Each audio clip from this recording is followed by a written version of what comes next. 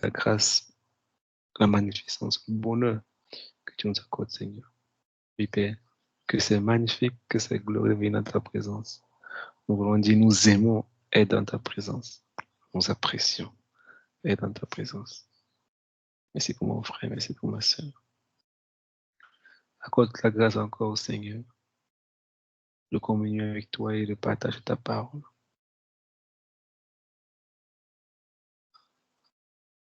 C'est un privilège, Seigneur, de partager ta parole. C'est un honneur que tu m'accordes. Tu accordes à mon frère et à ma soeur de partager ta parole. Merci pour ce bonheur, merci pour cet amour. Merci pour cette confiance encore renouvelée. Maintenant que nous sommes là ce soir, Seigneur, pour partager ta parole, nous te recommandons toutes choses, Seigneur. Inspire les paroles de nos bouches et les pensées de nos cœurs. Que tout ce qui va se dire ici ce soir, Seigneur, vienne de toi, Esprit de Dieu, car tu as dit, Jésus, que là où deux ou trois seront assis en mon nom, tu seras au milieu d'eux. Et ce soir, nous reconnaissons que nous ne sommes pas rassemblés ici au nom d'un homme, pas pour écouter un homme, mais pour t'écouter, Seigneur. Seigneur, prends tout le contrôle. Parle à mon cœur, parle à mon frère, parle à ma soeur. Que ces paroles ce soir encore, Seigneur, viennent encore nous transformer. Reçois toute la gloire, tout l'honneur, toute la puissance. Au nom puissant de Jésus-Christ, nous avons ainsi prié. Amen. Amen. Magnifique, glorieux Esprit de Dieu, prends toute la place. Prends toute la place. Comme d'habitude, on a 5 secondes, on a 30 secondes, on a 10 secondes, on va activer la caméra. On va se saluer et puis rapidement, on va commencer. On active la caméra. Moi, je n'activerai pas la mienne, j'ai été ma caméra aussi. Allons-y rapidement. Bonsoir Nina, bonsoir, sois béni. Ah, le micro est coupé. Hein?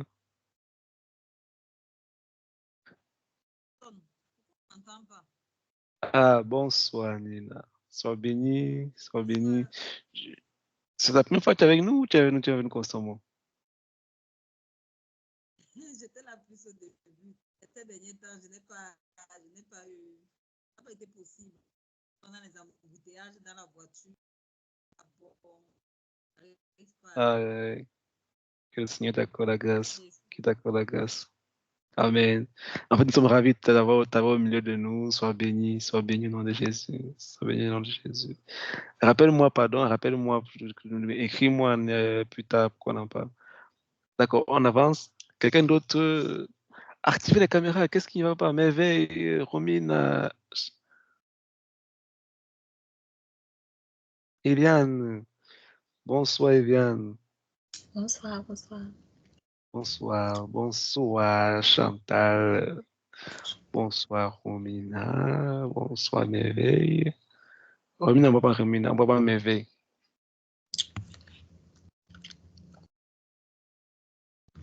Bonsoir, je peux partir ma caméra. Quoi? Tu peux parler de ta caméra, pourquoi? Hein? Je suis dans le noir. Tu es dans quoi? Le noir. Tu es dans le noir. Bonsoir, Romina. Oui, mais dans le noir, on va te voir. La lumière, je sais que c'est clair ton endroit. Tu es la lumière de la terre. Comment tu dis que tu es dans le noir? Comment tu veux nous priver de ton beau visage?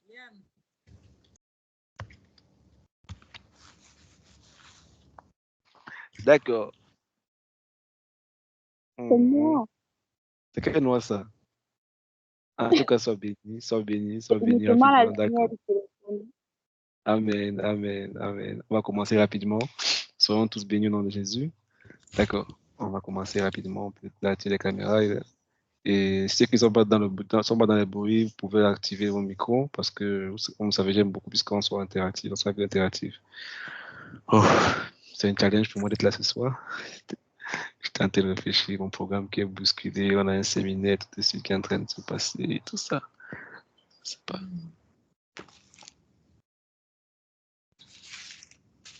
Mais j'ai dit que non, on va se retrouver ce soir. Donc, on va continuer. La semaine passée, on a vu le Saint-Esprit. C'est un honneur, c'est un privilège de parler du Saint-Esprit, de parler du glorieux Saint-Esprit. De parler du glorieux Saint-Esprit, c'est un honneur. Parce qu'on ne peut pas dire qu'on connaît le Saint-Esprit.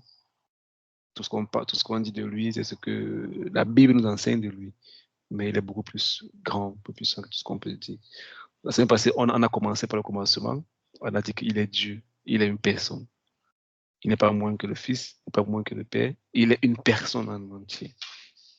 Comme vous avez vu tout à l'heure, il a des émotions, il a des sentiments, il a des désirs. C'est une personne tout entière, c'est le Saint-Esprit. Et on a dit que pour pouvoir réussir ta vie sur cette terre, ta marche chrétienne, ton allié, la personne que tu as besoin, c'est le Saint-Esprit. Tu n'as pas besoin de ton enfant, il est Yann.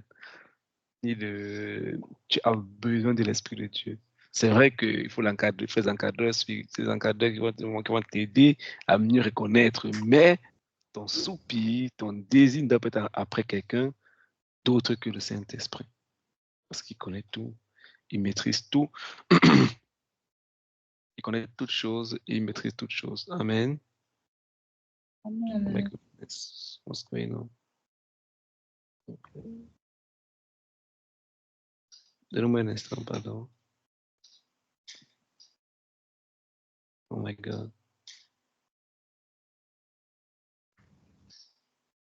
Where am I connected to?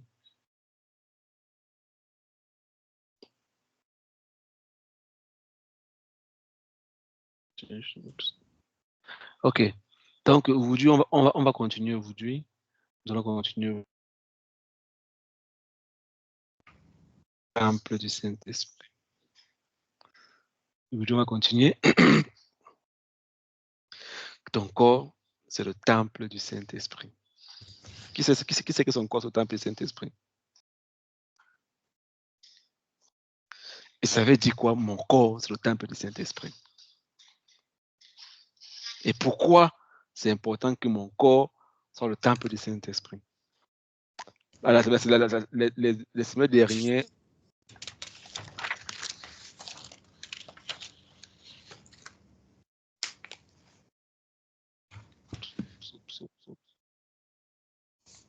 allô? Oui, oui, ça bug un instant. I have problem with my internet connection. Ok, donc on a dit en fait que Dieu sur la terre est illégal, n'est-ce pas? Mhm. Eliane. Oui, oui, oui, Donc ça oui. veut dire que si le Saint-Esprit est Dieu, ça veut dire que lui-même sur la terre n'est pas légal, non? Oui, oui. Puisqu'il est, il est l'Esprit. Il est saint, il est esprit. Il est saint, il est esprit. Et s'il est Dieu, c'est que lui-même sur la terre, il est illégal, parce que la terre, c'est pour les hommes. On a bien expliqué ça, que Dieu a besoin des hommes sur la terre parce que la terre a été donnée aux hommes, la terre appartient aux hommes, appartient aux êtres humains. Et pour qu'un esprit puisse se manifester sur la terre, il faut qu'un homme donne la permission d'agir. On le dit encore, je vais continuer à le dire parce que c'est la raison pour laquelle tu pries. La raison pour laquelle les sorciers font les incantations. Un esprit, tu ne peux pas être en roi, tu n'as rien fait à quelqu'un et puis un esprit vient. Non, non, non. Quelqu'un doit donner la permission à l'esprit de t'attaquer. On se prend. Maintenant, il y a ce qu'on appelle les divinités, les endroits qui sont consacrés aux esprits. Ça veut dire quoi? Ta famille peut te consacrer à un esprit, c'est-à-dire que tes ancêtres ont fait un pacte avec un esprit, que tous ceux qui vont porter notre sang, tous ceux qui viendront de notre descendance, esprit de tant, on te la confie, esprit de tel, ils ont donné à les esprits. On se comprend? On se comprend? Donc, ça veut dire que quand toi tu nais dans cette famille, automatiquement, tu appartiens à l'esprit. Pourquoi? Parce qu'au départ, on avait lâché les paroles sur lui et il dit qu'il est à moi, elle m'appartient. Il réclame, c'est pour moi. C'est qu'il voit souvent des délivrances, c'est souvent on voit ça. Et que c'est pour elle, elle est à moi. Et que non, elle n'est pas à toi, mon gars, elle n'est pas à toi, tu ne l'as pas créé. Mais il réclame, elle est à moi, pourquoi? Parce que la personne qui a l'autorité, d'où elle vient, l'avait confiée à cet esprit-là. Donc, on va la famille. Bon, aujourd'hui, on parle pas, on va pas introduire. Maintenant, il y a les esprits qui sont consacrés dans les territoires. Ça veut dire quoi? Si par exemple, je suis le chef du quartier, c'est moi qui ai fondé le quartier, je suis le premier maire avec une terre, et je suis le chef. Je peux déclarer, je signe un pacte avec un esprit, que tout ce territoire-là qui appartient, ça qui porte mon nom, esprit de tel, vient et gouverne cet endroit. On s'en prend? Ça veut dire quoi? Chaque personne qui entre sur ce territoire, vu que cette terre a été consacrée à cet esprit, il est sous la puissance de cette divinité-là. Est-ce qu'on se comprend? Je viens comprendre. Parce que l'esprit a été. Rappelez-vous, pour qu'un esprit se manifeste, il faut qu'un homme donne la permission sur la terre. Et l'on peut invoquer, comme par exemple au Cameroun, un président ou bien n'importe qui, un gouverneur, tout ça, il invoque un esprit, je te confie tout. Et tous ceux qui sont sous ce territoire appartiennent à cet esprit-là.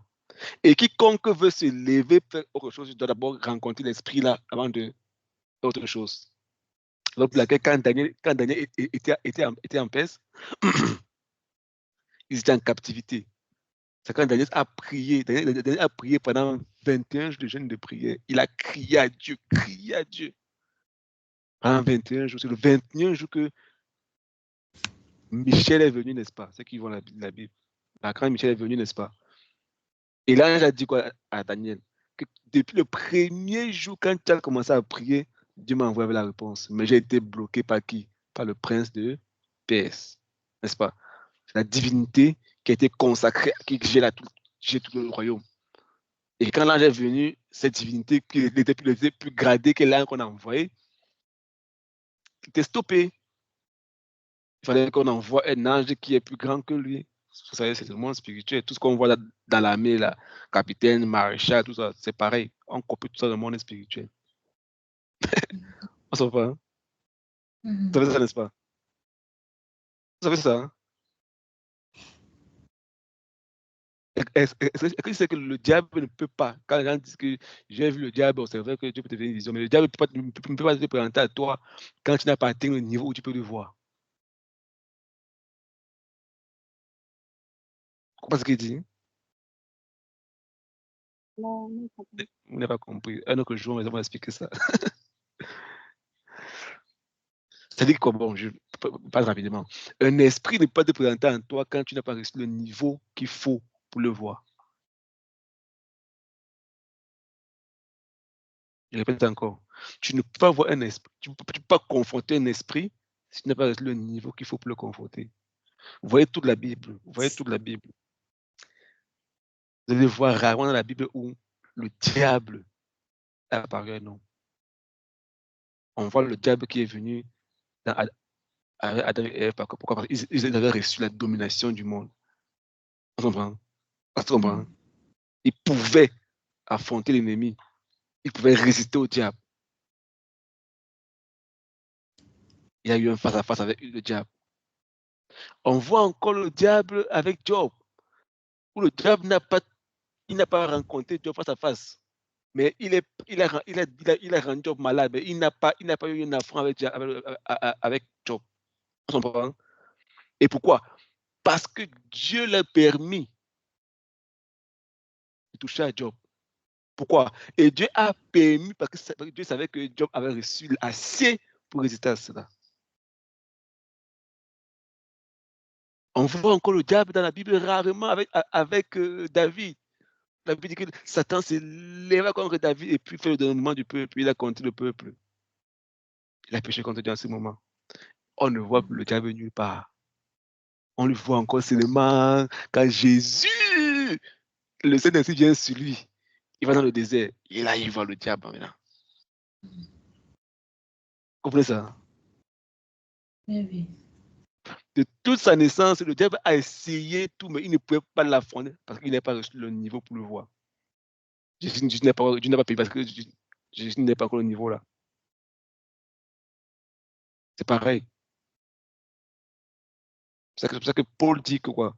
Qu'il n'y a aucune tentation qui t'est soumise que tu n'aies pas reçu la force pour en surmonter. Parce que Dieu t'aime tellement. Et quand il laisse quelque chose à terre, il sait que tu as reçu la force pour traverser ça. On se comprend?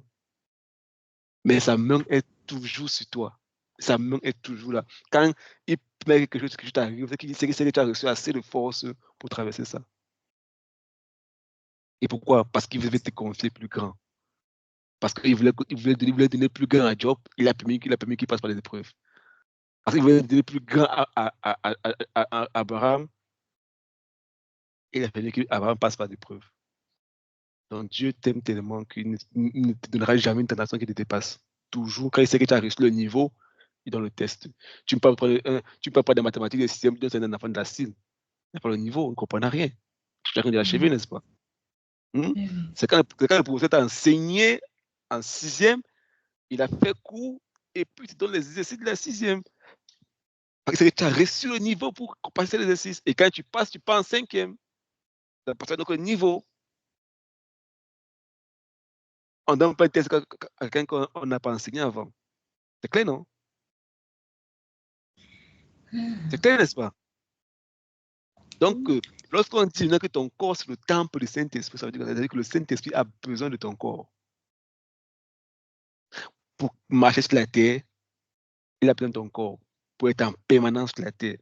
C'est un pasteur qui a dit que Jésus a dit qu'il est plus avantageux pour vous que je m'en aille. Parce que si je ne pars pas, l'Esprit ne peut pas venir sur vous.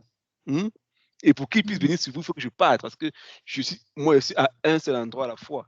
Mais lui peut être partout à la fois quand il sera dans plusieurs hommes, en plusieurs endroits dans le monde. Pendant que ici, maintenant, on parle actuellement, il y a les séminaires par-ci, d'autres en train de prier par là-bas, donc ils font tout dans le partout du monde entier. On invoque, il est partout en même temps. On s'en va, parce qu'il est venu sur nous tous, n'est-ce pas? Donc, ton corps est le temple de Dieu, que tu le crois ou pas.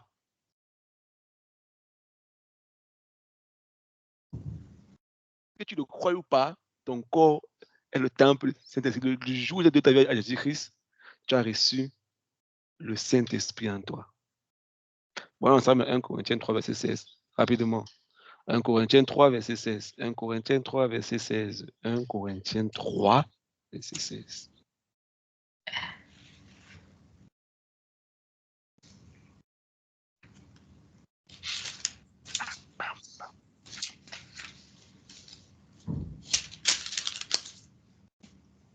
« 1 Corinthiens 3, verset 16. Ne savez-vous pas que vous êtes le temple de Dieu et que l'Esprit de Dieu habite en vous? » Amen. C'est clair, n'est-ce pas? Hey, Yann, tu ne savais pas ça? Hein? C'est ce que pour dire, que tu ne savais pas que tu es la maison de Dieu, que tu es le temple de Dieu. C'est ça, ça veut dire le temple de Dieu. C'est que Dieu habite en toi.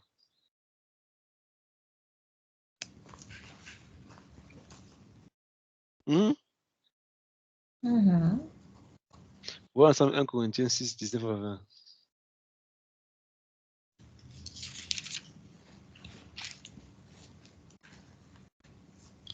« 1 Corinthiens 6, 19 à 20.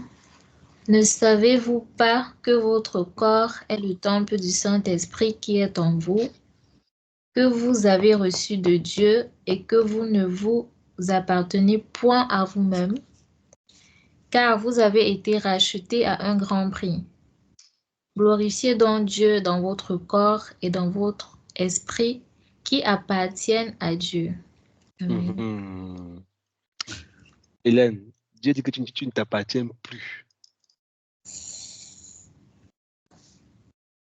Chantal, Dieu dit que tu ne t'appartiens plus. Tata Ariel, Firmin, Dieu dit que tu ne t'appartiens plus. Que ton corps, c'est le temple de Dieu. Que Dieu, dans sa pensée, il veut venir habiter en toi. Il veut venir vivre en toi. Bon, il vit en toi. C'est toi qui n'es pas conscient. Rappelez-vous, dans ton esprit, c'est ça. Mais la transition entre l'esprit et dans l'action au niveau de ton âme. N'est-ce pas? Mais il dit que tu as reçu l'Esprit. Il est en toi. Donc Dieu dit que tu ne t'appartiens pas, tu l'appartiens à lui. C'est un fait, c'est une vérité. Et ça ne dépend pas de ce que tu veux ou pas. Rappelez-vous, il y aura 2 jugements. Le premier jugement, ce n'est pas pour nous. Le deuxième jugement ce sera pour nous que depuis que l'Esprit est en toi, qu'est-ce qu'il fait en toi? Mhm. Oui, c'est ça. Mhm. Donc, ça veut dire quoi maintenant quand on dit que tu t'appartiens pas, tu appartiens à Dieu? Ça veut dire quoi?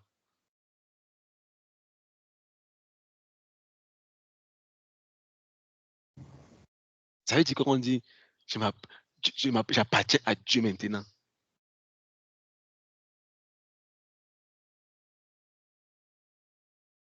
Ça veut dire quoi? Est-ce qu'on comprend ça? C'est justement là qu'il y a le grand problème. Je peux te garantir, je peux te promettre au nom de Jésus. Je répète, je vais te promettre au nom de Jésus. Si tu gardes ceci dans ton cœur, que je ne m'appartiens pas, j'appartiens à Dieu, tu vivras une vie chrétienne de succès en succès, de succès en succès.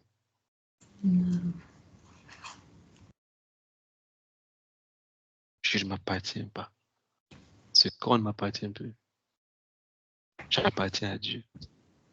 Et mon plus grand challenge dans la vie chrétienne, ce n'est pas que je dois venir à l'église, je dois chanter, danser. Ça, c'est des basiques. Donner mon offrande, ça, c'est des basiques. Et ce n'est pas votre niveau, tout ce qui est ici, ce n'est pas votre niveau. Ça, c'est le service. Mais la vie chrétienne, la vraie vie chrétienne, c'est laisser Dieu faire ce qu'il veut faire au travers de toi. Je ne m'appartiens pas. Quand il dit je fais. Pardonne, je pardonne. Aime, j'aime. Donne, je donne. Quitte, je quitte. Abandonne, j'abandonne. Je ne m'appartiens pas moi-même. J'appartiens à Dieu.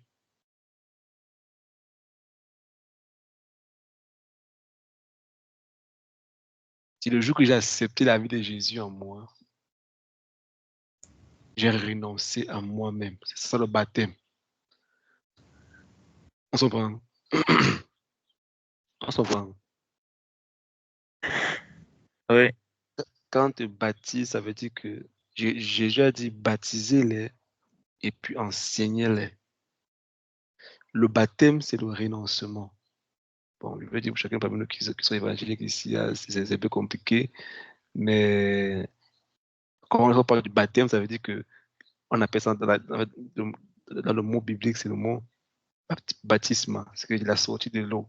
C'est quand tu plonges dans l'eau, en fait, et quand tu ressors de l'eau, ça veut dire en fait que tu es ressuscité. On s'en prend. Parce que le mot baptême, baptisme, c'est un mot qui était grec, qui venait la personne qui venait du fait que quand un bateau coulait, on disait que le bateau, on disait baptisme, tu vois un peu. C'est que le bateau a coulé, il a disparu. On s'en prend. Ce mot originel vient du fait que quand un bateau coulait en plein océan, le bateau disparaissait. On disait qu'il était baptisé. Donc, avant, on disait que c'était baptisé. Le bateau a disparu, le bateau est mort. On s'en prend. Et on adopte ça dans la vie chrétienne pour dire quand on dit que quelqu'un est baptisé, ça veut dire que le bateau est mort avec tout ce qu'il transportait. C'est mort. Et quand tu ressors de l'eau, tu es une nouvelle personne. Tu as renoncé à tout ce que tu étais avant. Et quand tu ressors de l'eau, et pourquoi on le fait en public? C'est pour dire à tout le monde que je ne suis plus la personne que j'étais avant. Je suis une nouvelle personne aujourd'hui. On se comprend? J'ai renoncé et j'ai décidé que ma vie n'est plus la mienne. C'est quelqu'un d'autre qui est dans ma vie et qui est Jésus-Christ. On se comprend? Donc ma vie ne m'appartient plus, je renonce à moi-même. Jésus a insisté dessus. Ceux qui ont lu le texte aujourd'hui, vous l'avez ça même 2 fois. Qu'il faut renoncer. Si tu ne renonces pas, toi-même, tu peux être mon disciple. Si tu ne quittes pas ta famille, tu ne peux pas être mon disciple, c'est impossible. On se comprend? Mhm. Pas voir. Et quand on se comprend, il faut bien comprendre ça. C'est pas de venir dans ça l'église, chanter, oh, on a fait ça. Non, non, non, non. La vie chrétienne, c'est de renoncer chaque jour et de porter sa croix chaque jour. C'est renoncer. Je le dis encore, chaque jour. Je dis encore, c'est renoncer chaque jour. Je dis encore, c'est renoncer à sa vie chaque jour. Je ne m'appartiens pas à moi-même. Je prie de tout mon cœur qu'il nous accorde la grâce de renoncer chaque jour. Amen. Je ne m'appartiens pas à moi-même.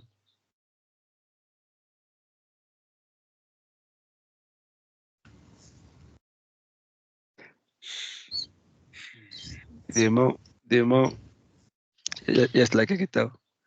Je pensais dimanche, on était à l'église et puis après le culte, on faisait les rencontres et puis on parlait, et on faisait une sorte de réunion et tout et tout.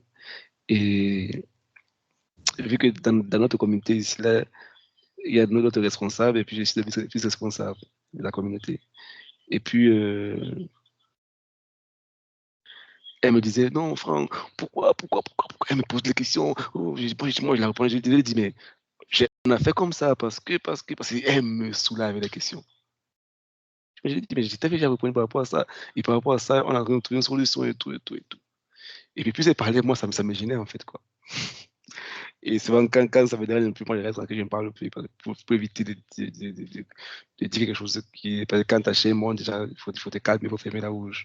Je reste tranquille, je reste tranquille. Et puis, je me retire, et puis le culte est fini, puis je rentre à la maison, et puis voilà. Et puis, bon, le Saint-Esprit ne va pas te laisser, il va te dire, mais pourquoi dans ton cœur, c'est comme ça? Parce que quand tu te tues maintenant, à protéger avec lui, c'est qui est sûr. Il faut traiter ça avec lui. Tu te poses des questions, mais pourquoi tu es comme ça? Pourquoi ton cœur? Pourquoi? Et puis, ben, j'ai arrêté de méditer. Mais Seigneur, on m'a dit de faire ça, j'ai fait comme ça, comme ça, comme ça, comme ça, comme ça, comme ça. Et puis, il me pose une question. C'est parce que c'était hier matin, ce matin ou hier matin. Pourquoi tu ne fais pas exactement comme on t'a dit? Non, mais je pense que si on fait comme ça sera mieux. Si on fait comme ça sera mieux. Oui, parce que maintenant, tu es dérangé parce que tu ne veux pas faire comme on t'a dit de faire. Tu veux faire comme tu penses que c'est bien de faire. Vous comprenez un peu? Et parce que maintenant, tu veux faire comme tu penses que c'est bien de faire, et quelqu'un te dit de faire comme elle pense que c'est mieux, toi, tu refuses. Écoute, c'est toutefois encore faire la personne. Mais Seigneur, je parle d'un point de vue technicien. Je suis technicien. Je n'étais pas pour la technique. Je parle, est-ce que tu as fait, ne fais pas comme on t'a demandé de faire? Et que tu vois, tu n'es pas encore mort ici. Il faut être comme un enfant. Si tu ne décides pas de mourir, t'abandonner, tu vas porter les fardeaux en combat. Vous comprenez ça? C'est renoncer à toi-même chaque jour. On a dit monte d'abord. On a dit descends d'abord. Va à gauche, va là. Même si tu penses à là, à droite, c'est mieux. Jésus a dit, si quelqu'un te demande de faire 1000 pas avec lui, fais 2000.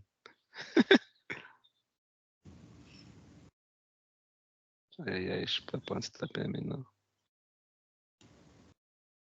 Si je paye, on se comprend. Mhm. Donc, je ne m'appartiens pas à moi-même. J'appartiens au Saint-Esprit.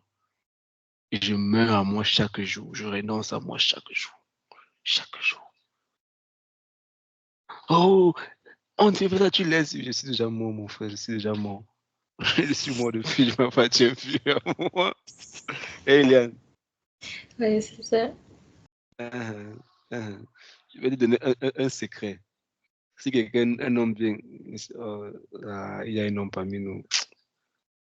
Je vais te donner un secret aussi après. Hein? Si un homme vient, il te demande ta main, ne regarde pas s'il a X, il a Y, il a... Non, non. Regarde s'il a renoncé à lui-même. Le critère qu'il faut voir l'homme. Est-ce qu'il a renoncé à lui-même? C'est le cas jusqu'à quel niveau? Jusqu'à quel niveau il a renoncé à lui-même? Parce que Dans un mariage, les personnes ne peuvent pas vivre. Soit tu vas mourir, soit pour qu'ils vivent, soit lui va mourir pour que toi tu vives. C'est que si les personnes ne peuvent pas vivre dans le mariage, c'est ça que vous dites un divorce. Chacun veut dire ce qu'il veut. Et puis ça fait que bon, quand quelqu'un veut dire ce qu'il veut, ça ne marche pas. Il faut que quelqu'un meure pour que l'autre vive. C'est toujours comme ça. Dans une relation, c'est pareil. Jésus est mort pour qu'on puisse vivre.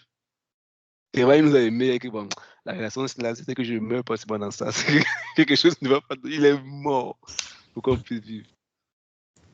Parce que lui, il veut ça, nous, on veut ça. Il dit que bon, si nous deux, on veut, il faut que je meure pour que vous vivez. C'est pareil dans toutes les relations. Il faut que quelqu'un meure pour que l'autre vive. Donc, soit tu renonces à toi pour que ton mari soit à l'aise, soit il renonce pour que toi tu vives. L'idéal, c'est quand vous deux, vous êtes morts. On se reprend. Je prie de tout mon cœur que ce Seigneur t'accorde chaque jour la grâce de renoncer à toi-même. Il dit, je ne m'appartiens pas à moi-même. Je ne m'appartiens plus à moi-même. J'appartiens à quelqu'un d'autre. J'ai prêté allégeance à quelqu'un d'autre.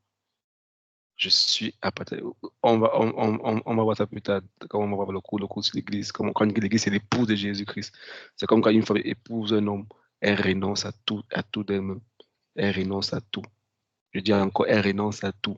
Je parle de le mariage selon les principes de Dieu. La femme, quand elle décide de se marier à un homme, elle renonce à tout. Elle décide d'accepter ce que son mari veut d'elle. Elle ne vient pas dans le mariage avec ce qu'elle veut, ce qu'elle voulait faire, ce qu'elle voulait. Non, non, non, pas ça. Il y aura toujours conflit. Soumission. Elle vient avec le mariage, elle se met sous mission. Eliane. C'est ça la soumission, n'est-ce pas? Elle se met sous la mission de son mari, n'est-ce pas? Sous mission. Son mari a une mission, il va quelque part, elle est sous la mission là. Et bien, elle n'a pas de mission à elle. Non, non, elle est sous la mission de son mari. C'est ça, non? Elle est sous mission. Donc lui, il a une mission, il a quelque chose à faire, il sait où il va, il sait ce qu'il veut dans sa vie, il connaît ou pas. Dieu l'a parlé, Dieu l'a donné des preuves qui sont claires, Dieu l'a dit ce qu'il doit faire et il s'en va vers ce point-là. Et quand il te rencontre, et puis toi, il se peut que toi aussi, tu vas dans ce point-là, mais sa vision est plus grande que la tienne, ou bien la tienne est plus grande que la sienne, mais vous mettez ensemble pour arriver à ce point-là ensemble. Et dans cette marche-là, il va être un accord qui est important, mais tu dois te mettre sous sa mission. C'est clair dans la Bible. Dieu a parlé à Adam et Adam devait enseigner sa femme. Elle est venue pour l'aider. Je lui ferai une aide. Il avait déjà une mission à faire, n'est-ce pas? Il avait déjà un but, il avait déjà une vision, il parlait quelque part. Et Dieu a dit qu'il n'est pas bon qu'il soit seul. Je lui ferai une aide. Elle va l'aider à faire ce qu'il fait déjà. Donc, si un homme veut t'épouser, demande tu pars où? Quelle est ta mission? Quelle est ta vision? Tu pars où? Qu'est-ce que tu fais? Bon. Il faut parler avec lui, n'est-ce pas? Et si c'est ce qui tu essaies de créer son ventre, c'est ce qui lui dérange, ce qui touche son ventre ne te touche pas. Tu dis que non, pas marcher avec toi. Mon frère, tu veux quoi dans la vie? Je veux. Je ne sais pas. Dans ma vie, je dis que laisse tomber, laisse tomber. Je ne connais pas où tu pars. Pas encore bien chercher, on est venu. Avant de venir. C'est ça, non? Elle est sœur. Pour bloquer les niveaux, comment il faut pas reprendre le pardon. Peut-être que je peux me tromper. Donc, c'est pareil pour le Saint-Esprit. C'est pareil pour le Seigneur. Quand tu as donné ta vie à Jésus-Christ, tu as prêté allégeance à l'agneau, tu as décidé de l'épouser, et maintenant tu es sous sa mission. Lui, il a une grande mission, il a une grande mission, et tu es sous cette mission-là. Je veux dire, il est sous la mission là maintenant. Il a une grande mission, et nous, l'Église est sous la mission de Christ. Et il a dit, il est le chef, la tête de l'Église. Quand il dit, on doit faire, on appartient un peu à nous-mêmes. On s'appartient un peu à nous-mêmes. Quand une femme est mariée à un homme, elle ne s'appartient plus. Elle quitte son père et sa mère, elle quitte sa famille, et s'attache à son mari, n'est-ce pas?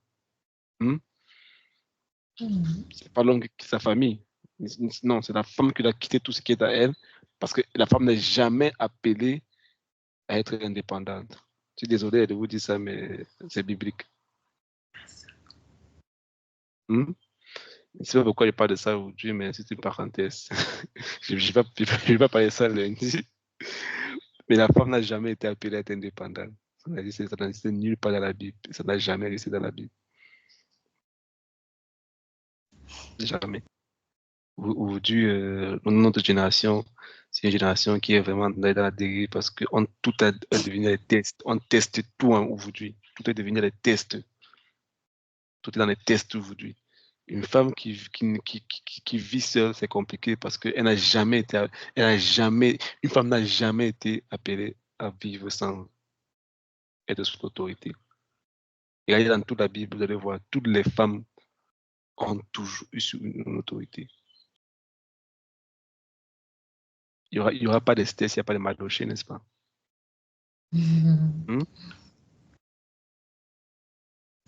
On s'en prend. Il faut toujours un homme, parce que la femme n'a jamais été appelée à vivre indépendamment. Il faut toujours un homme pour être une protection, pour être une couverture, pour être une barrière, pour être un support pour elle. Parce que dans sa physiologie, elle n'a pas été créée pour supporter les chocs comme l'homme supporte.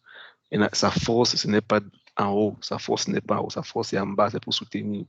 Parce que le pasteur Ivan dit souvent. Parce qu'il va dire que la force d'un homme, c'est dans ses muscles, c'est son corps. La force d'un homme, c'est ici en haut. C'est les muscles, son torse, il porte la force. Là, il a sa force. Mais la force d'une femme, ce n'est pas en haut, c'est en bas, son bas-ventre. On dit que si la douleur de l'accouchement était soumise, un homme va mourir. Si on met la douleur de l'accouchement à un homme, ou bien la douleur des femmes qui ont les règles, si on met l'homme à la douleur, il va mourir. Parce que sa force n'est pas en bas, sa force est en haut. Et la femme, sa force est le bas-ventre parce qu'elle est appelée à supporter le mari en bas. Vous comprenez ça? Hein? Et c'est la raison pour laquelle le jour de ton mariage, le jour du mariage, souvent, c'est comme c'est que c'est soit ton père, soit un homme, quelqu'un dans la main, il va tenir ta main. Et quand il tient ta main, il entre avec toi dans la salle, il donne ta main à ton mari, n'est-ce pas? Ça veut dire quoi? Avant, son père va dire, avant, c'était moi qui étais l'autorité sur elle. C'est moi qui la protégeais, c'est moi qui la couvrais, c'est moi qui étais le pourvoyeur. Maintenant, je te donne le relais. On s'en prend. Donc, tant qu'elle n'est pas mariée, c'est son père qui joue ce rôle-là. Mais le jour de mariage, son père tend la main à son mari et dit que bon, prends le contrôle maintenant, continue le travail. Elle n'a jamais été appelée à être seule. Vous comprenez? Oui, oui. Donc, c'est ce que le Saint-Esprit fait avec nous aujourd'hui. Il nous prépare pour Jésus. Il nous coach chaque jour. Il nous appelle à marcher comme Jésus le veut. Troisième point. On a le premier point, il est une personne. Deuxième point, notre corps est son temple. Il vit en moi. C'est le temple du Saint-Esprit. Troisième point, il est le sceau, une garantie, une évidence que je suis un enfant de Dieu. Le Saint-Esprit est une évidence que je suis sauvé. Et je dois chercher chaque jour, activement, sa conduite et ses instructions. En tant que disciple, je dois grandir de plus en plus dans ma dépendance au Saint-Esprit. Et aussi grandir de moins en moins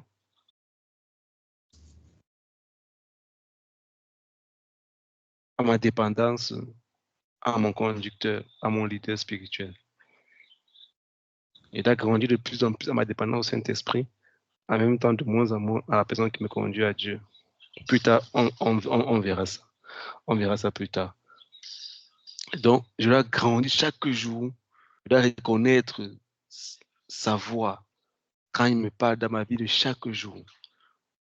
Parce que c'est une évidence. L'évidence me dit en moi. Voilà ensemble Romains 8, verset 9. Rapidement, on a beaucoup à couvrir aujourd'hui. Romains 8, verset 9.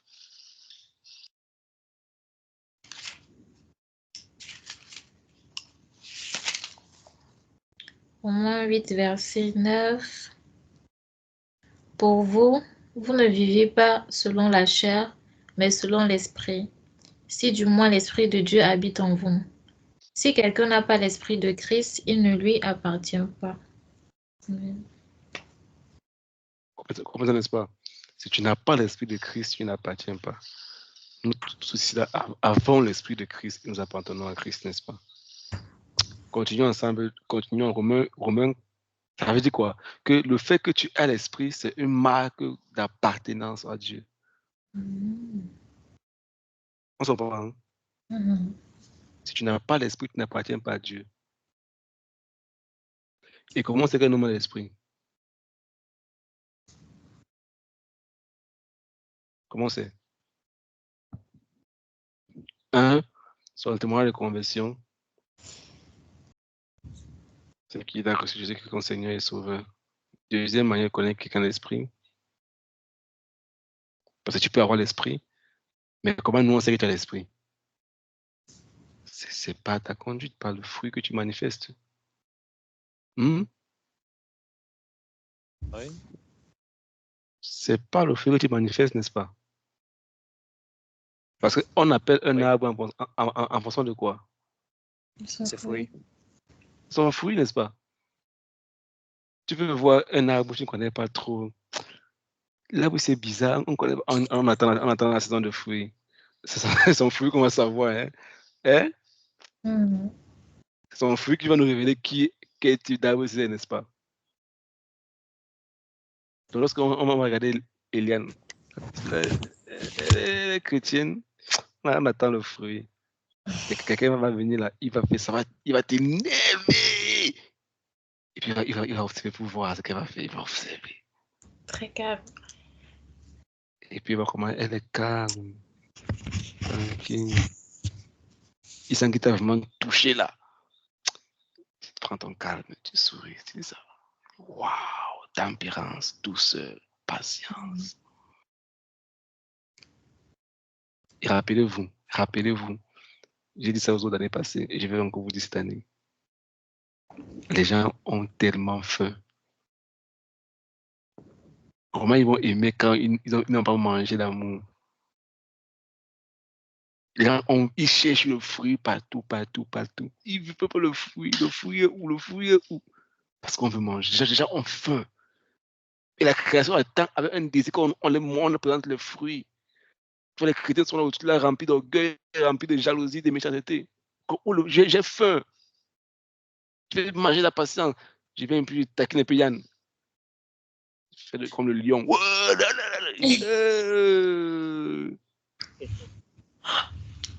Le fruit est où? Il cherche le fruit. Il va fumer, il cherche le fruit. Il n'y a pas de fruit. J'ai rencontré une amie ici, des membres, que je cause avec elle. À peine 2 semaines, parce qu'elle m'aidait souvent à faire mes devoirs, à parler la langue russe et tout. Et puis, vu qu'elle parle un peu anglais, et puis on connaît souvent en anglais, une fois que on se rencontrait souvent, on parlait. Et après un moment, elle me dit, mais Franck, tu es vraiment différent, tu es spécial et tout. J'ai dit, ah, maman, c'est vraiment, c'est Dieu. Elle dit que non, c'est pas Dieu. Ne me parle pas de Dieu. Comprenez ce qu'il dit? Parce que les gens cherchent le fruit. Les gens cherchent le fruit. Ils cherchent le fruit. Et puis un jour, elle me dit qu'elle veut que je l'épouse. Il dit, ah, je t'épouse comment?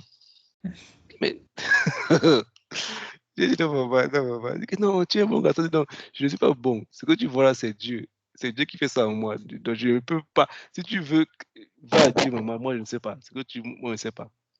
Parce que quand quelqu'un voit le fruit, il veut consommer le fruit.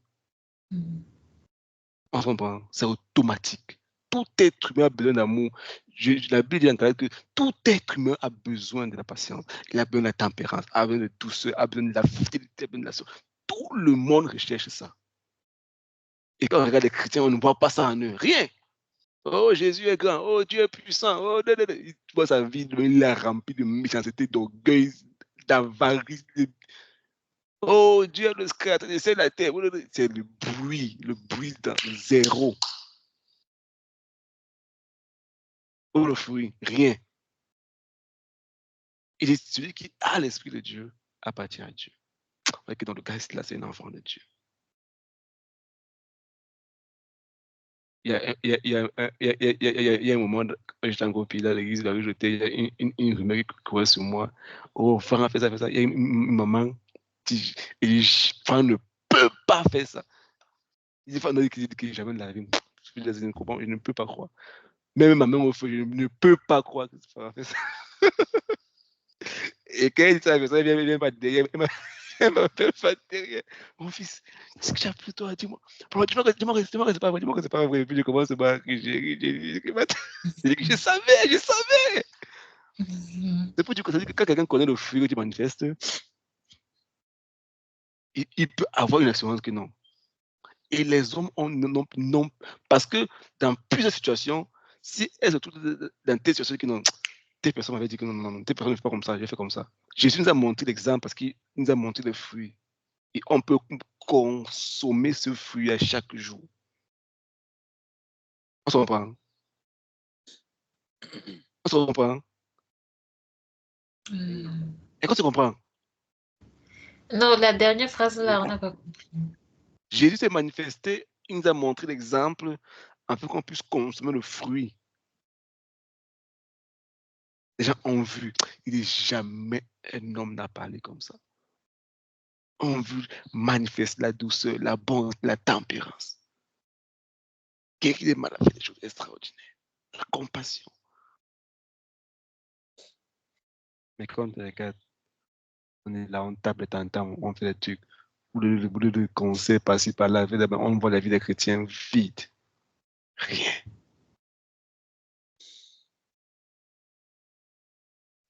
On voit les chrétiens se chamaillent avec les païens. Je dis que non, ça n'a pas de sens. Ou le fruit.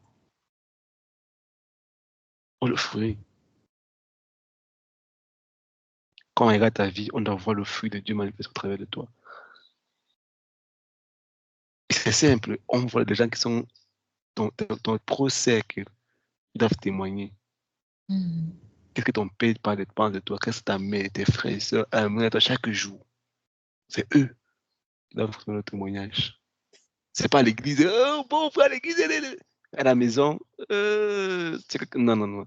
C'est les gens qui sont autour de qui doivent connaître. D'abord eux, ton fruit d'abord. Même si c'est qu'ils vont peut-être, oh, il est trop, mais à l'intérieur d'eux, ils savent qu'il y a quelque chose. Oui. Il y a quelque chose. Il y a quelque chose. J'ai parlé et réprimandé ma petite sœur quand elle est devenue enfant de Dieu. Je lui parlais tout le temps, elle s'en foutait, tout. Après toutes les erreurs qu'elle a commises, j'ai décidé de ne plus lui parler et de lui montrer l'amour. J'étais allé à un séminaire, dit non, sinon tu m'avais parlé par rapport à ça. J'ai commencé à le temps à l'écrit, comment tu vas et tout. Si tu as un problème, t'inquiète pas, tu peux m'en parler et tout. Et d'être avec elle plutôt, au lieu de dire fais ça, ne fais pas ça, pourquoi? J'étais plutôt ouvrir la porte. Comment tu vas ta journée aujourd'hui? J'ai appris ça de toi. Demain, maman, elle m'a dit que tu as tes problèmes, qu'est-ce qui ne va pas et tout. Si tu n'as pas quoi, tu m'écris, tu as un problème, fais-moi signe et tout.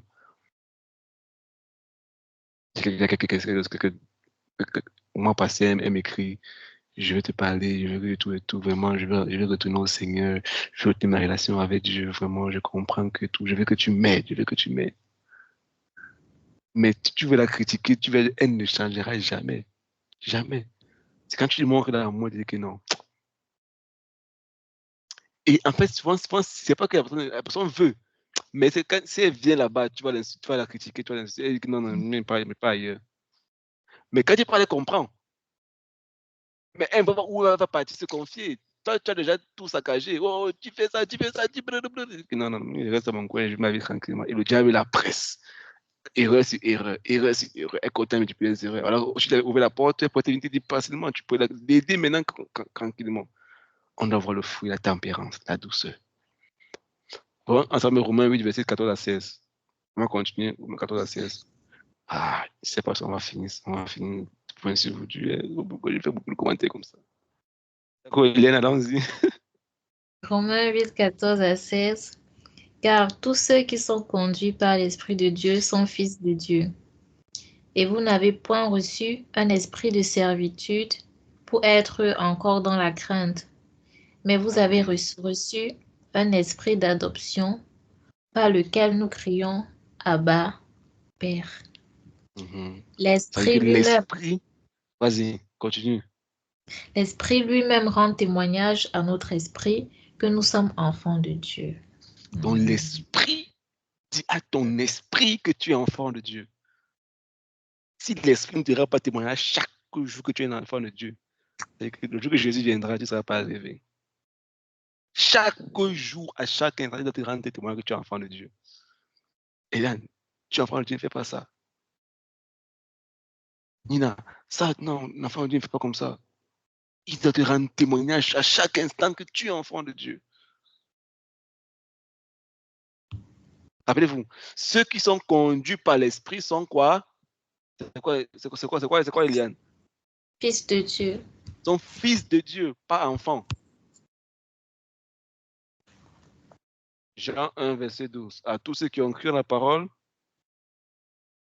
et dans le pouvoir de devenir enfant de Dieu. Devenir enfant de Dieu. Quand tu crois en la parole de Dieu, tu deviens un enfant de Dieu. Tu deviens enfant de Dieu. Si tu es un enfant, c'est bon. Maintenant, tu peux être un enfant sans être un fils. Parce que les fils, c'est eux qui sont conduits par l'esprit. Et c'est aux fils qui ont reçu l'héritage.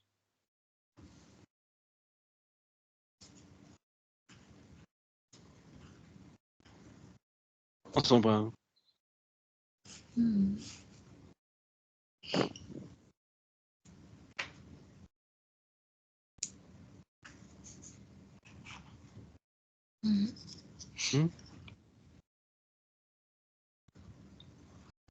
On s'en va. Oui, oui. Donc l'esprit doit rendre témoin à ton esprit chaque jour que tu es un enfant de Dieu. 2 Corinthiens 1, verset 21 à 22.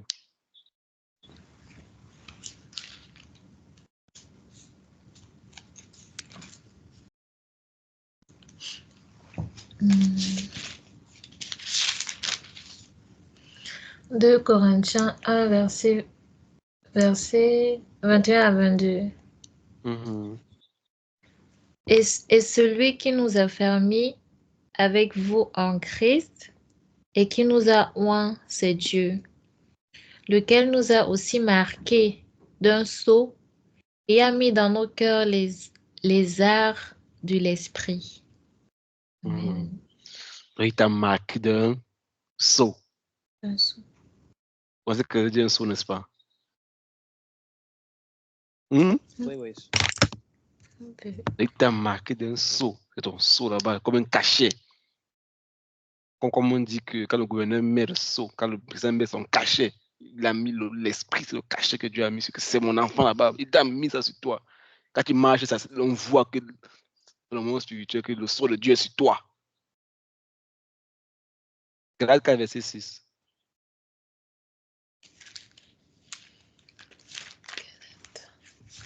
Galates 4, verset 6.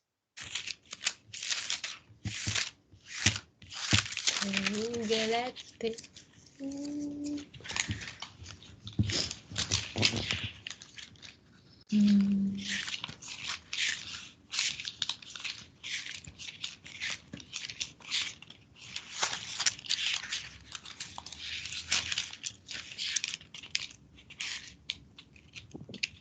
Galates 4, verset 6.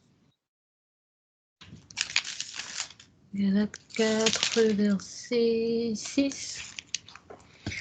Et parce que vous êtes fils, Dieu a envoyé dans nos cœurs l'esprit de son Fils, lequel crie Abba, Père. Abba, Père. Dieu a envoyé l'esprit de son Fils. Pourquoi? Parce que nous sommes ses fils, n'est-ce pas? Donc, l'esprit de Dieu, c'est une garantie que tu es enfant de Dieu. Vous pouvez continuer après dans Éphésiens 11 et puis Éphésiens 1, verset 13 à 14 et 1 Jean 3, verset 4. Pour lire là-bas. qu'il nous a donné l'esprit là comme une garantie que nous sommes enfants de Dieu. Donc l'esprit doit rendre témoignage à ton esprit que tu es l'enfant de Dieu. C'est clair pour le deuxième point, n'est-ce pas? On prend le quatrième point. Le dernier point qu'on va voir ce soir. Que le Saint-Esprit a un plan pour ma vie de chaque jour. Il veut que je l'obéisse, je le suive. Il ne veut pas que je suive, il ne veut pas suivre mes plans. Je dois suivre ses plans à lui.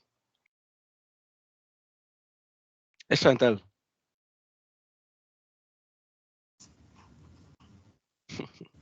Donc l'esprit ne veut pas suivre tes plans. Oh Seigneur, accompagne-moi aujourd'hui. Oh, garde-moi, je pars au travail. Oh Seigneur, après, pas chez ma tante, je veux que tu me gardes en route. Seigneur, je ne sais pas, tu donnes ton plan à Dieu, n'est-ce pas? Oui. Hein? Oui, ça, Oui. c'est la vie. Ça, c'est la vie spirituelle c'est la vie spirituelle on dit ça quoi? La vie spirituelle de cul d'enfant.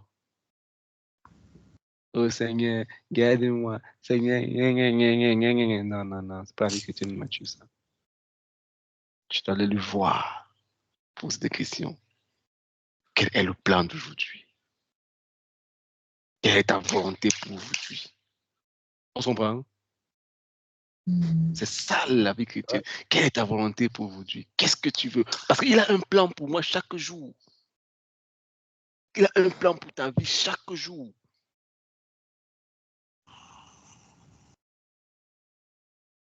Et quand tu comprends? Il ne veut pas suivre ton plan. Il veut que tu l'obéisses, que tu puisses suivre le plan qu'il a pour toi parce qu'il connaît ta destinée, il connaît la fin, il connaît. Le diable a un bureau d'études sur toi. Une semaine, souvent dit ça. Le diable connaît l'être humain bien. On s'en prend. Hein? Il connaît Adam et Ève. Il a vu Adam et Ève. Il a vu les Noé, les Enoch, David, Salomon. Il connaît tous ces gens-là. Il connaît l'être humain. Il connaît les faiblesses. Il va frapper. Il va toucher. Et la seule personne que tu as besoin pour résister à chaque instant, pour éviter les pièges de l'ennemi, c'est le Saint-Esprit. Parce que le diable ne connaît pas, sonder, il n'est pas sage. Le diable n'est pas sage. Mais l'Esprit de Dieu est sage, l'Esprit de sagesse. Le diable il met les plans, met les pieds sur les faits. Mais l'Esprit de Dieu peut te faire passer par là quand tu écoutes sa voix parce qu'il est sage. On s'en prend. Le passé à toi me dit souvent que tu as compté tous mes pas depuis le sein de ma mère. Donc quand il adore, il dit Seigneur, tu as compté tous mes pas. Donc les pas que j'ai fait sur cette terre, tu connais déjà. Tu as déjà compté.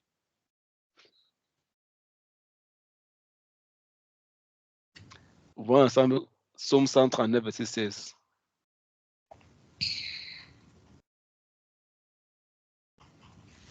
Psaume 129, verset 13. 139, verset 16.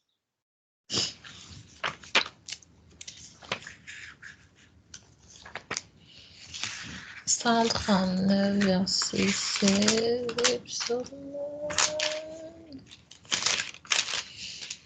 139, verset 16. Quand je n'étais qu'une masse informe, tes yeux me voyaient, et sur ton livre étaient tous inscrits les jours qui m'étaient destinés avant qu'aucun d'eux existe. Amen. Je veux que Tata lise ça. Après Fimé va lire ça.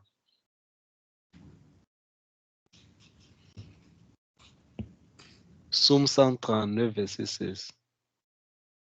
Psaume 139, verset 16, il est écrit, quand je n'étais qu'une masse informe, tes yeux me voyaient, et sur ton livre étaient tous inscrits les jours qui m'étaient destinés, avant qu'aucun d'eux n'ait. Amen. Amen. Et que Fimé lise maintenant. Quand je n'étais qu'une masse informe, tes yeux me voyaient, et sur ton livre étaient tous inscrits les jours qui m'étaient destinés avant qu'aucun d'eux existât. Amen. Ça veut dire quoi? Tes jours c'était son compté. C'est que Dieu, avant de t'envoyer sur la terre, a déjà compté tous tes jours. Rappelez-vous bien, Dieu finit toute chose avant de la commencer. Ça n'est-ce pas? Vous savez, je vais vous dire que Dieu finit Ouais. toute chose avant de commencer. Dieu ne commence jamais ce qui n'a pas fini. Ça veut dire quoi? Que avant de t'envoyer sur la terre, Dieu t'a déjà préparé, il avait fini, préparé tes plans, tes jours, tout paramétré, tout. Après, t'as envoyé sur la terre maintenant. Il y a un plan, il y a une destinée pour toi, c'est en toi. Dieu t'a fini avant de t'envoyer sur la terre. Qui cela a déjà voit souvent à des chaînes comme les chaînes de production, comment on produit les voitures, comment on fabrique les voitures. Qui voit ça à la télévision ici?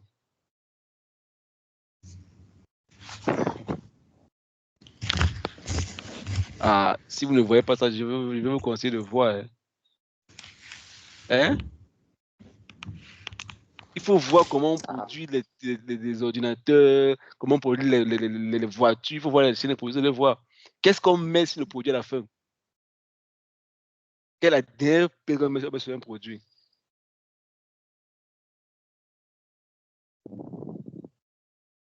La marque. Hein? C'est la marque du produit, la marque. Romina connaît. C'est quand on a fini le produit qu'on met la marque à la fin. Ça dit quoi? Quand Mercedes fait une voiture, ils mettent les pneus, les portières, tout. Ils vont tester la voiture. C'est quand la voiture répond aux critères, le standard de Mercedes. Hein? Qui colle le logo à la fin. On se comprend? C'est quand Apple produit un ordinateur, ils vont tester, ils vont faire tous les tests, la batterie, le disque dur, tout, quand c'est bon. Ça correspond aux critères, le standard qu'on veut. On colle Apple de ça maintenant. Et puis on t'envoie des ordres. Si c'est un problème, renvoie-nous notre téléphone. On ne peut pas te connaître, on ne peut pas savoir qui tu es. Si c'est un problème, renvoie ça chez nous, on va l'arranger à nos frais et puis on va finalement te renvoyer au téléphone. Si c'est pas bon, on va te donner notre téléphone.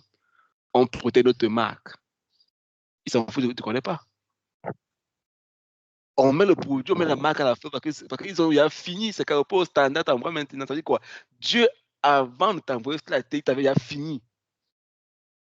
Et il dit que tu as le niveau, tu as le standard qu'il veut.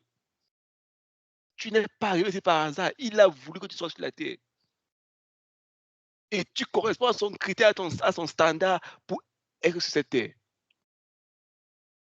Et tu as un problème que tu dois résoudre bien spécifiquement pour lui. Tu es encore en vie parce que tu as un problème que tu dois résoudre spécifiquement pour lui. Et tes jours sont comptés, tu n'as pas l'éternité pour ça. Il dit, mais même si tu as mal commencé, tu as fait des erreurs, ce n'est pas un problème. Reviens à moi. Reviens, on va arranger ça ensemble. On va modifier ça ensemble. On va aller encore ensemble. Mais tu n'as pas l'éternité. Tu vivras dans l'éternité, c'est vrai, mais tu n'as pas l'éternité pour accomplir ton but. Tu as une course à gagner et tu n'as pas toute la vie pour cela. On se comprend? Oui. Est-ce qu'on se comprend? Très bien. Il dit que oui, quand je n'étais encore qu'une masse informe dans le ventre de ma mère, tu avais déjà inscrit le nombre de mes jours dans ton livre.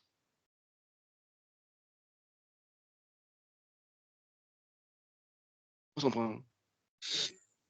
Tu n'es pas arrivé ici par hasard, c'est faux. Tu n'es pas un accident d'amour, comment dire? Non, c'est faux. Dieu a voulu que tu sois sur la terre. Notre Père de la foi, le passé, il va nous dire souvent que tu as remporté le combat. La course, parmi les, on dit comment, c'est 4 millions de spermes que ton père a relâché. Tu es le seul sperme qui a fait utiliser l'ovule. Tu es un champion déjà dans le sperme. Tu as gagné un combat. Tu as remporté une course pour faire utiliser l'ovule de ta mère. Pour dire que tu es un champion, tu es un héros. Parce qu'il y avait 5 millions de personnes comme toi différentes qui devaient il y avait une course pour 5 millions de personnes. Et toi, tu as gagné la course. Et tu es arrivé ici avec un plan. Je t'avais choisi déjà. Il a dit, j'ai mis en toi. Va. Tu ne connais pas. C'est pour ça que tu es perdu. C'est pour ça que tu es frustré. C'est pour ça que tu vis comme ta vie, comme si tu sens comme si tu n'as. Non, parce que tu n'es pas entré dans le plan de ta vie. Tu n'es pas entré dans le plan de ta volonté pour ta vie. La semaine passée, on a qu'un homme qui a peu de mots, il sait qu'à l'intérieur de lui, il n'a pas encore accompli. Jésus a dit à la croix. Quel était son dernier mot à la croix? Donc, avant-dernier mot. Tout est accompli. C'est ça. Tout est accompli. À la croix, il a dit c'est fini. Il n'y a plus rien d'autre à faire que t'aimer mon esprit. Il dit que c'est fini. Tout ce que tu as mis en moi, Père, j'ai tout fait. Vous comprenez ça? Oui. Tout ce que tu as mis en moi, j'ai tout accompli. Tout est accompli. Je repars avec toi vide, vide, vide. Et Paul a dit, qu'est-ce que Paul a dit à Jérémie dernièrement? Qu'on a envoyé à Timothée, plutôt, désolé. Qu'est-ce que Paul a dit à Timothée? J'ai combattu le Bon combat. Oh, oui. Vous ne comprenez pas. Qu'est-ce que Paul a dit à Timothée?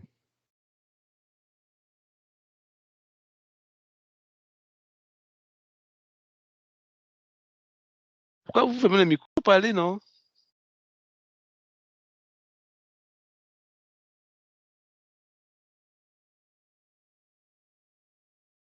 Attends, mon intérêt qui te dérange ou bien c'est quoi? Non, on écoute. Qu'est-ce que Paul a dit à Timothée? J'ai combattu le bon combat, j'ai achevé Tu la m'as course. dit j'ai combattu le bon combat. Moi, je ne suis pas sûre de la réponse. Non, je ne sais pas. C'est ça la réponse. J'ai combattu le bon combat, j'ai achevé ma course. Maintenant, Paul dit maintenant, la couronne de gloire m'est réservée. Maintenant, si je meurs, je suis sûr que j'entre dans la gloire parce que j'ai tout fait. J'ai achevé ma course, je te passe le bâton. J'ai tout fait. Et je pars vide, vide, vide. Vide. Faut comprendre. Donc, ton challenge, c'est pas d'accoucher des enfants, c'est pas de te marier, de voyager, non. C'est de mourir vite. Que tout ce qui t'appelle à faire, que tu puisses le faire, ne quitter cette terre. On se comprend. C'est ça le challenge de tout être humain sur cette terre. Parce que tu seras jugé. Et le jugement ne sera pas en fonction de ce que. Non. Ce que tu es censé faire. Il va te montrer. Chantal, je te vais appeler à faire ça. Regarde ta vie que j'ai pris pour toi. Regarde les nations, telle ville, gouverneur là-bas, mais là-bas, conseiller des hôpitaux là-bas, les orphelinats. Voilà ça. Toi, tu as fini simplement. Non, Seigneur, je ne sais rien. Ma famille est pauvre. Je dis, non. Est-ce que tu es venu vers moi demander ce qui t'est donné? Est-ce que à quel point tu as soupiré, fait ce que tu voulais t'appeler à faire? Combien de fois tu as pris un temps de jeûne à part, seul, pour chercher ma volonté pour ta vie? Jésus le faisait tous les jours, il allait chercher le Père. Tu prends ta vie, si c'était au sérieux, à quel niveau? Combien de personnes tu vas vers eux pour leur dire que venez à Jésus? Combien de fois tu soupires après mon cœur? Qu'est-ce qui fait battre ton cœur?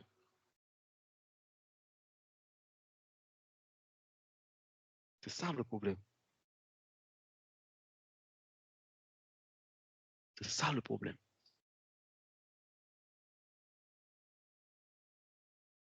C'est ça le problème. Jérémie 10, verset 23. Jérémie 10, verset 23.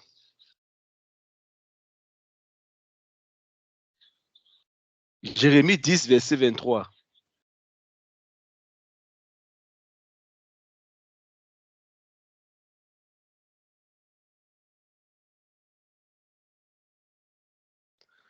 Jérémie 10, verset Jérémie 23. 10, verset 23.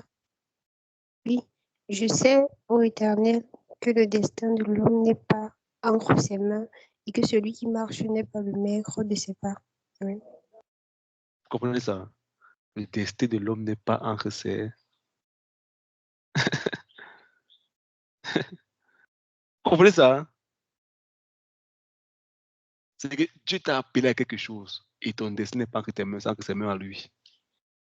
Et il a un plan pour ta vie. Il n'est pas censé écouter tes plans.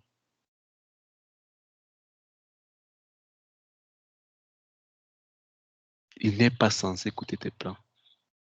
Moi, ce qu'il dit dans Jérémie 29, verset 11. Pourquoi? Parce qu'il a un plan pour toi. Et il faut aller chercher ce plan. Et c'est important. Parce qu'il dit, voilà, ça va dans Jérémie 29, verset 11. Jérémie 29, verset 11. Car je connais les projets que j'ai formés sur vous, dit l'Éternel, projets de paix et non de malheur, afin de vous donner un avenir et de l'espérance. Amen. Justement, il a un projet pour toi. Amen. Il a un projet pour toi. Et ce n'est pas pour le malheur, non. Si chaque jour, chaque matin, tu parles du voir pour apprendre son projet, télécharger ce qu'il veut pour toi. Et je connais les projets.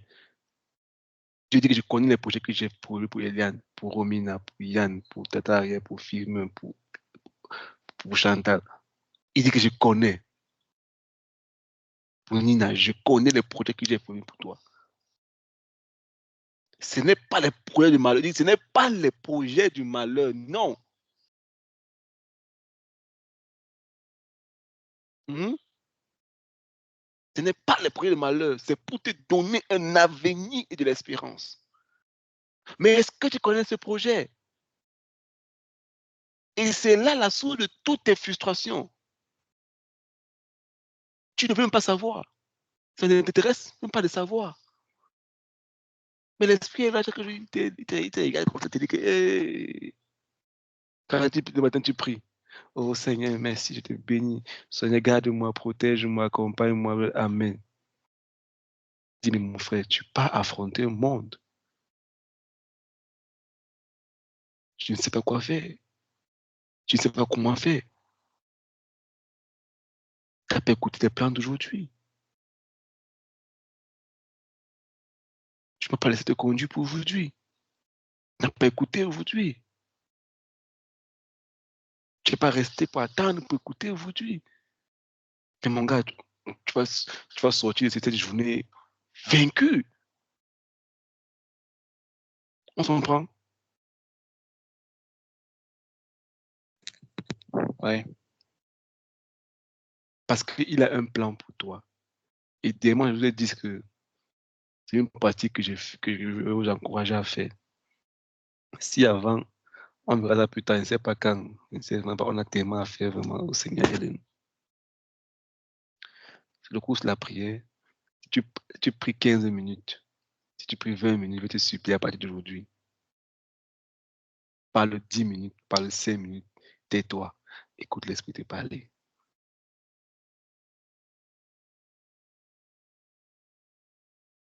Tais-toi, écoute l'Esprit. Reste tranquille, ferme ta bouche, reste seulement là. Reste dans sa présence. Et laisse-te parler, laisse-te consoler. Assois ton cœur dans sa présence. Tu restes là, tu restes là.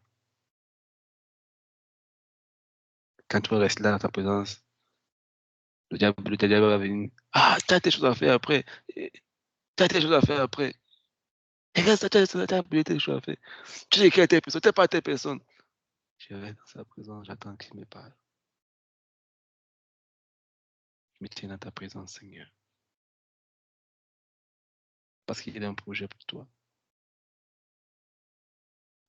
Jérémie 1, verset 5.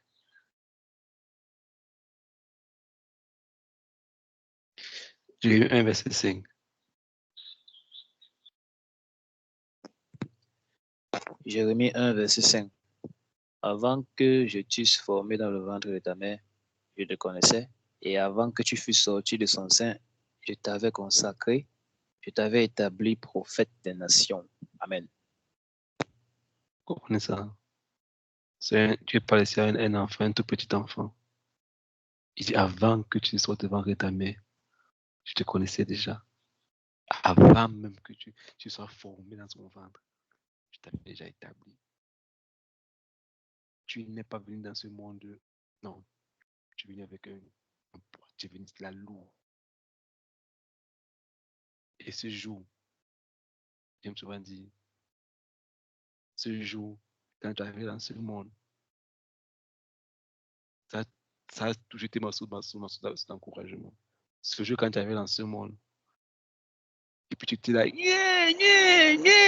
tu pleurais, tu te regardais tout le monde en train de rire, tu riais, n'est-ce pas? Et puis, peut-être là, tu pleurais, tu es en train de pleurer, on est tout le monde en train de rire, oh, il est comme il est beau, mignon, et tu es là, ce moment-là, tu pleures. J'en ris. Tout le monde rit autour de toi, tu pleures seul.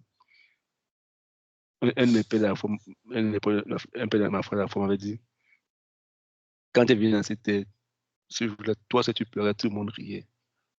Tu dois vivre ta vie de manière que quand tu vas quitter ce monde, ils vont tous pleurer. Et tu en haut, tu vas sourire. Parce que tu as fait. Tu as marqué les cœurs, tu as transformé des vies. On se comprend? Pardon, tonton Franck, s'il te plaît, répète un peu la phrase, là, pardon. Je dis ceci. Quand tu es venu dans ce monde, tout le monde autour de toi était en train de rire. Toi, tu pleurais, toi seul. Tu sentais le froid, tu as quitté le confort du ventre de ta mère, le froid qui vient, le vent qui te touchait, et puis maintenant tes poumons, avant tu recevais l'oxygène par ta maman, maintenant tu l'as respiré, tes poumons, tu as fait des efforts, et puis tu pleures, tu cries. Tout le monde est en train de rire. Oh, je viens d'arriver, oh, petit bébé, bienvenue. Tu dois vivre ta vie de telle manière que quand tu vas quitter ce monde, eux tous vont pleurer. Et du haut, quand toi tu seras là-bas, tu vas sourire. Parce qu'ils vont dire que quelqu'un nous a quittés. On peut pas tout le monde. On peut les hommes qui ont impacté les gens, qui ont touché, que ta vie a béni les gens, ta vie a transformé la vie des gens. On ne peut pas les gens qui ont construit des maisons, construit des voitures, on s'en fout. Mais ceux qui vont te pleurer, c'est les gens que tu as touché les vies. Pendant que tu vivais, tu t'es sacrifié pour eux. Les gens que tu as payé les pensions, tu as fait ça, tu les as aidés dans la situation, tu as tendu la main, tu as prié pour eux, tu les as parlé de Jésus, tu les as encouragés. C'est ça que c'est les gens qui vont te pleurer. Parce que quand ils voient leur vie, ils te voient en eux que si tu n'étais pas là, ils ne seront pas ici. Et quand on va se retrouver au ciel, tu as dit non, Seigneur, si là c'est elle, c'est lui. Jésus, je te bénis, Seigneur, mais Seigneur Jésus-Christ, c'est par cet homme-là que tu m'as touché, tu m'as transformé.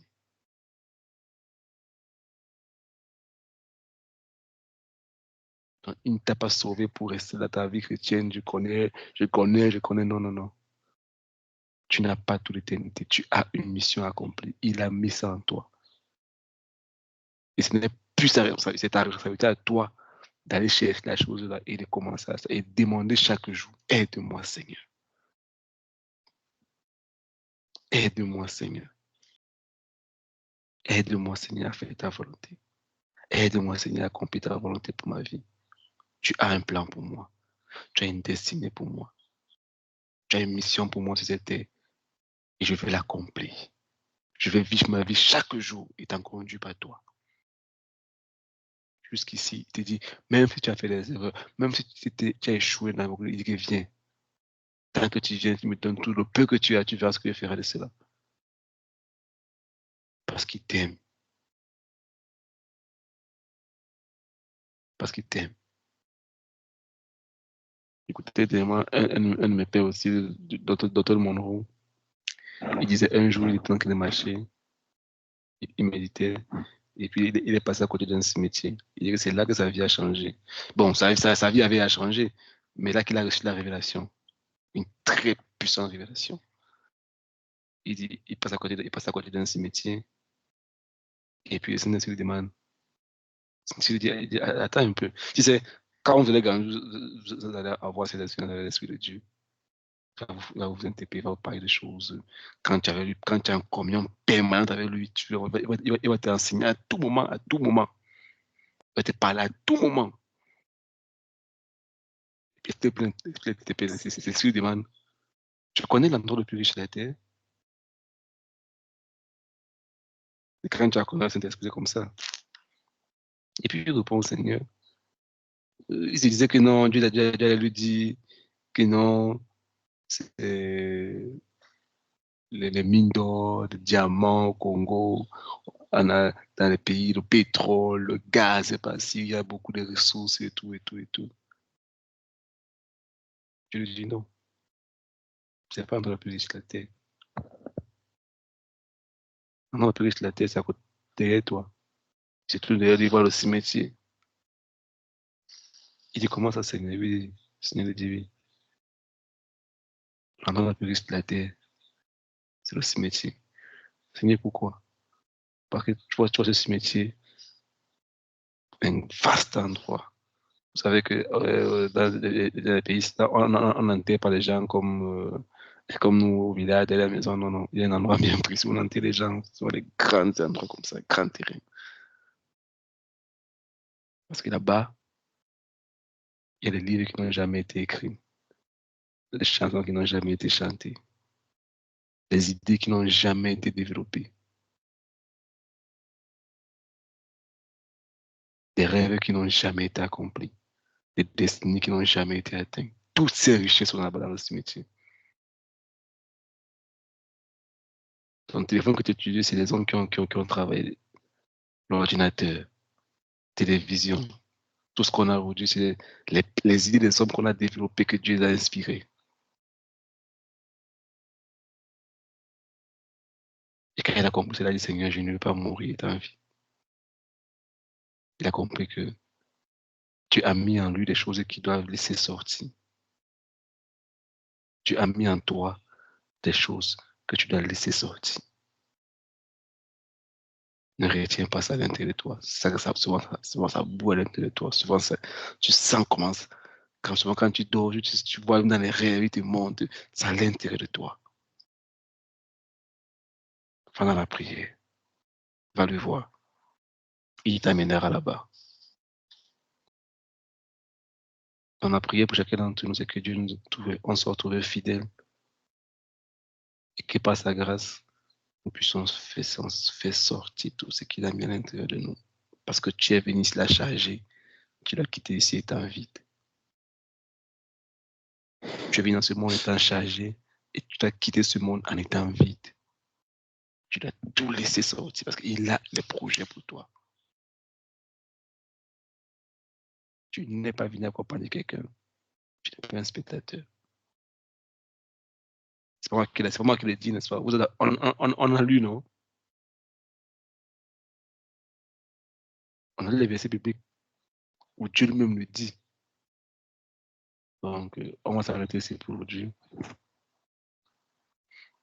Et ma prière pour toi, c'est que l'œil n'a pas encore vu. Voyons ensemble dans 1 Corinthiens, des versets 9 à 14.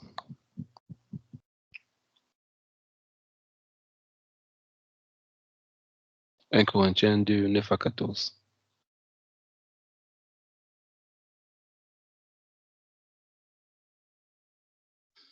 « 1 Corinthiens 9 à 14. 2, 9 à 14. 1 Corinthiens 2, verset 9 à 14. Mais comme le dit l'Écriture, il s'agit de ce que l'œil n'a pas vu et que l'oreille n'a pas entendu, ce que l'esprit humain n'a jamais soupçonné, mais que Dieu tient en réserve pour ceux qui l'aiment. Or, Dieu nous l'a révélé par son esprit. L'esprit, en effet, scrute tout, même les pensées les plus intimes de Dieu. Quel être humain peut savoir ce qui se passe dans un autre homme? Seul l'esprit de cet homme en lui le sait. De même, nul ne peut connaître ce qui est en Dieu si ce n'est l'esprit de Dieu. Or, nous avons reçu non l'esprit du monde, mais l'esprit même qui vient de Dieu pour que nous comprenions tous les bienfaits que Dieu nous a accordés par la grâce. Et nous en parlons non avec les termes qu'enseigne la sagesse humaine, mais avec ceux qu'enseigne l'esprit. Ainsi, nous exposons les réalités spirituelles dans des termes inspirés par l'esprit. Mais l'homme livré à lui-même ne reçoit pas ce qui vient de l'esprit de Dieu. À ses yeux, c'est pur. Je commence. Mais l'homme livré à lui-même ne reçoit pas ce qui vient de l'esprit de Dieu. À ses yeux, c'est pure folie et il est incapable de le comprendre, car seul l'esprit de Dieu permet d'en juger. Amen.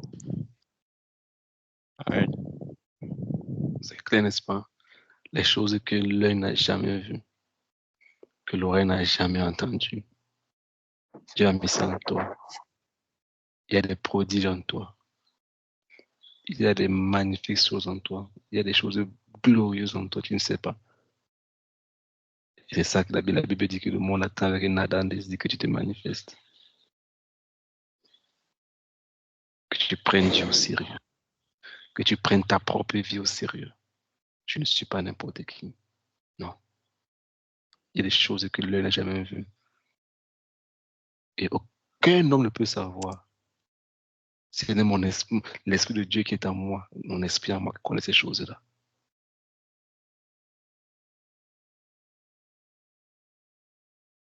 Ce soir, je veux que tu pries, demande la grâce à Dieu. Seigneur, accorde-moi la grâce de marcher dans ta volonté chaque jour. Révèle-moi les choses que tu as mis en moi. Révèle-moi ta volonté. Je veux suivre mes plans. Je veux suivre tes plans. Marcher à ta suite. Courir. Je veux mourir, quitter ce monde en étant vide. Comme Jésus a dit, tout est accompli. J'ai tout fait ce qui était en moi. Attendez, j'ai tout fait. Accorde-moi la grâce, Seigneur. Là où j'ai perdu le temps, accorde-moi la grâce de racheter le temps. Restaure mes années, Seigneur, perdues, mes années volées par les souterrains. Restaure-moi, Seigneur.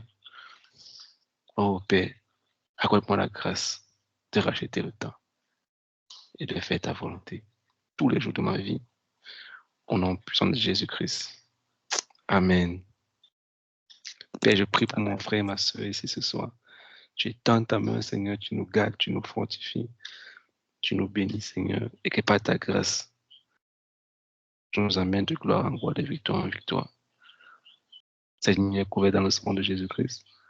Ta main est répandue sur nous, Seigneur, tes grâces et tes faveurs nous accompagnent. Au nom de Jésus-Christ. Amen.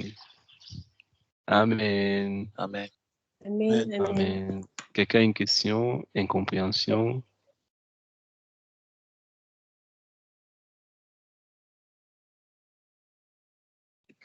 Quelqu'un a une question? Euh, bon, ce n'est pas, pour moi, c'est pas une question.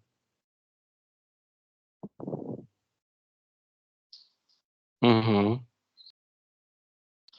C'est une préoccupation. OK. Euh, bon, je vis ici avec bon, un inconnu, quelqu'un que je connais pas. Euh, du coup,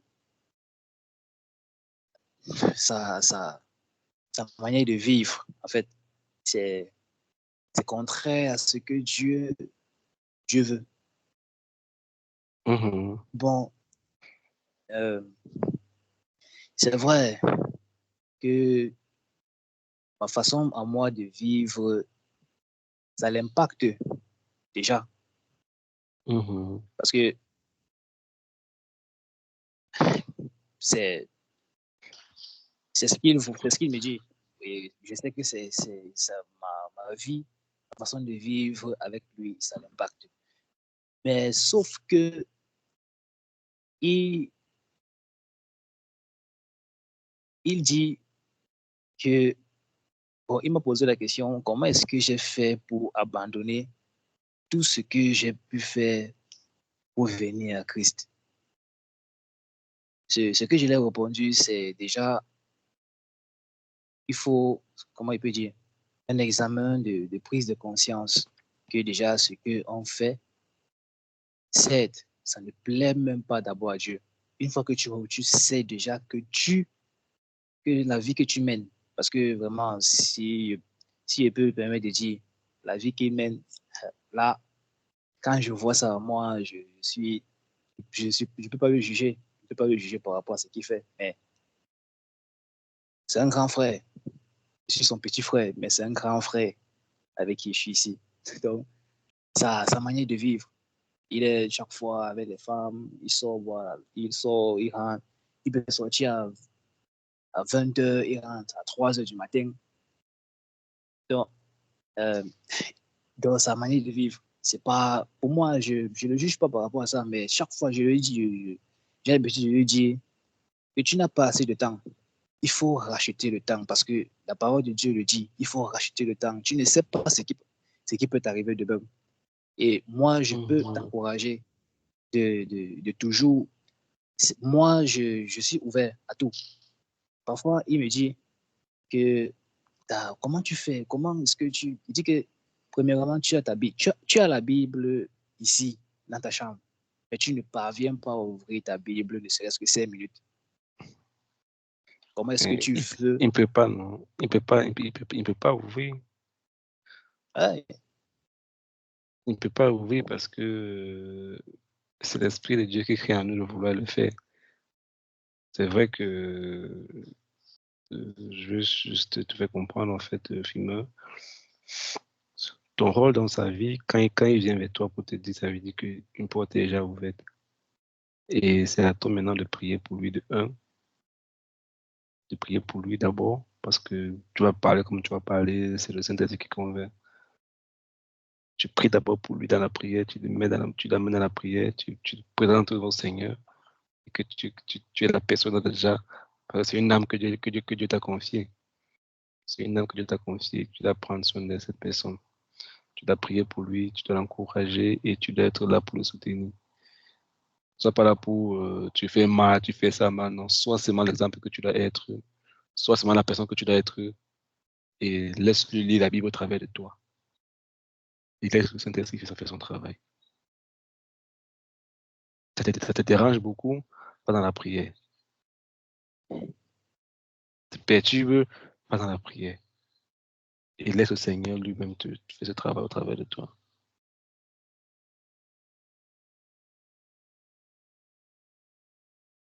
Donc, on va s'arrêter ici ce soir, sinon on va me caler ici.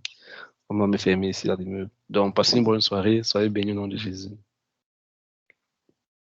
Amen. Merci. Amen. Merci, tonton.